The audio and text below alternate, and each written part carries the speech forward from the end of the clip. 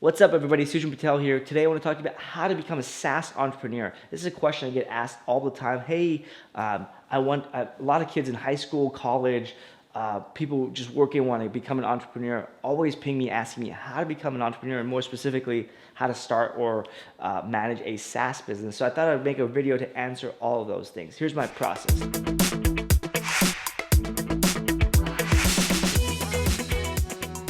First and foremost, the way to learn anything is to absorb things from others, right? Be around smart people, read, learn, and then apply. That's my formula to learn anything. It's helped me learn things very quickly and kind of retain them. So here's the best way to get started in a SaaS company. Either intern at a SaaS company or get a job at a SaaS company. So intern meaning like if you don't have any skill set, you're like just graduating college. If you have some skill set, you're in sales, marketing, customer support, whatever the heck you do, development, just get a job at a SaaS company. Why? Because being immersed in a SaaS business helps you learn a lot about SaaS. And so if, let's say for me, I was a marketer, I knew a lot about, I worked as a marketer at with a lot of SaaS companies, but I never worked for a SaaS company. And when I worked for a SaaS company, I learned about product, I learned about development, I learned about customer support, I learned more about sales. I just learned so much because I was exposed to it. So really good way to learn about SaaS is to join a SaaS company.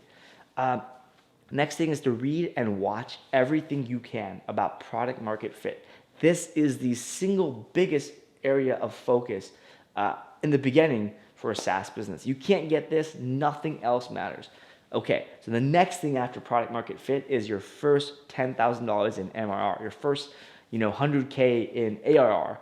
If you can't get that, nothing else matters. So when you're just starting off, focus on those two goals, product market fit and 10K MRR. I guarantee you that laser focus will help you get there faster and make less mistakes about the future. That could happen, but it won't unless you do these two things.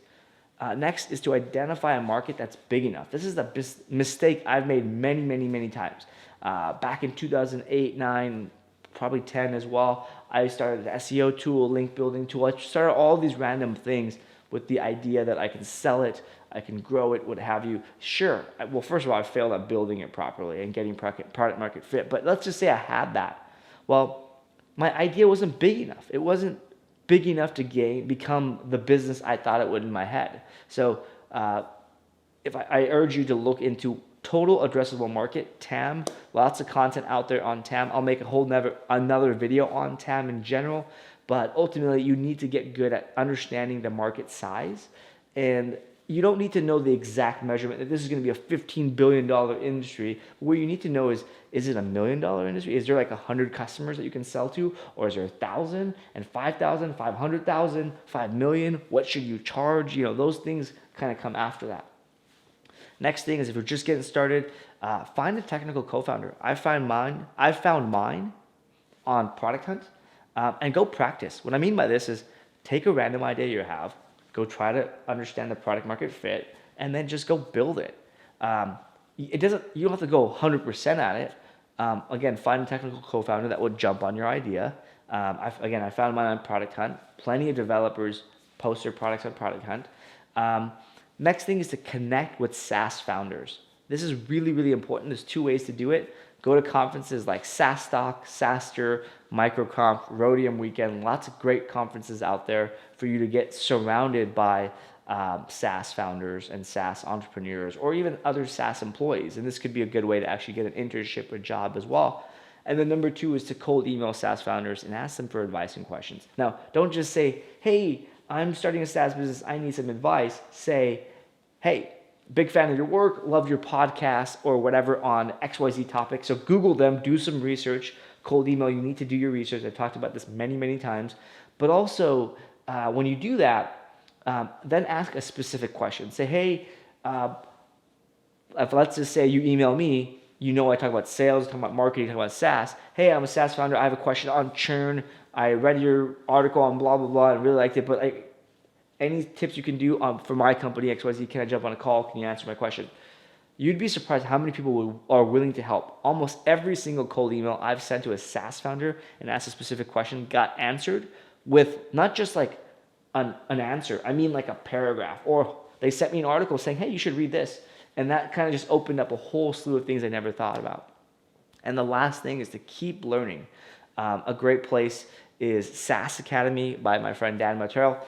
Really good place to just keep leveling up. No affiliation. I just know Dan. He's a great teacher and educator. So check that out as well. So here's my story. 2014, I got a job at a SaaS company. So 2014, I sold my agency, Single Grade. Got a job at a SaaS company as a head of marketing. 2015, I started Mailshake and Narrow. I hedged my bets. I was like, I'm going to start 2 ideas. I didn't know how big they were. I definitely didn't understand the market size. Narrow was a very narrow idea. It's a Twitter automation tool, Mailshake. Not so narrow an idea. Sizable market in the billions, decent sized TAM, and went to town on both of them. Mailshake, I found my co-founder on Product Hunt. He had launched something similar to the idea at the time, which was called contentmarketer.io. And I just was like, hey, loved your idea on blah, blah, blah. Would love to partner with you. I've got an idea that kind of piggybacks off that, but has a way bigger kind of market. I had, half that idea at the time. Narrow was just a very specific thing. I found a developer at a networking meetup in Minneapolis where I lived at the time. And I was like, well, what the hell? Let's go do this too. And I was doing this on the side while working a full-time job. At the end of 2016, I quit my job, did some consulting along the way just to make a living while Mailshake was getting off the ground. Narrow was doing well. That one kind of launched well off the ground, but it kind of hit a cap because of the size of the TAM, essentially. While Mailshake took a long time to kind of iterate to even making money. From 2016 to 18, I bought 4 more SaaS companies.